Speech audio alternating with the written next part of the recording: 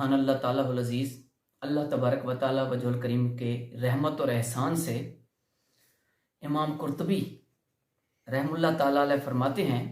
کہ سیدنا عمر فاروق رضی اللہ تعالیٰ عنہ کی روحانی گفتگو سے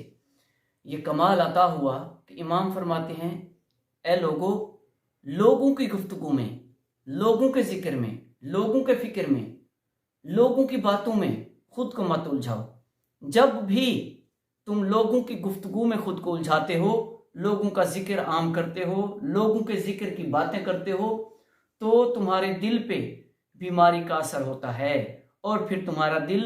مردہ ہوتا جاتا ہے، بیمار ہوتا جاتا ہے۔ چونکہ تم اپنے آپ کو لوگوں کے ذکر کی بجائے اللہ کے ذکر میں مشغول رکھو۔ جب تمہارا دل بے چین ہو جائے، وضو بناؤ، نماز پڑھو، قرآن پاک کی تلاوت کرو، سر بسجود ہو جاؤ، تاکہ تمہارا دل زندہ ہو، تمہارے دل میں خوشی پیدا ہو، شائستگی پیدا ہو اور تم اللہ کا ذکر کرنے والے بنو، تاکہ تم مطمئن ہو جاؤ۔ جس طرح انسان کے لیے حکم ہے، مومن کے لیے حکم ہے کہ اللہ کے ذکر میں انسان کے دل کے ایمان کے اطمینان کا ثمر بنتا ہے، تو کیوں نہ ہمیں اللہ کا ذکر کرنا چاہیے۔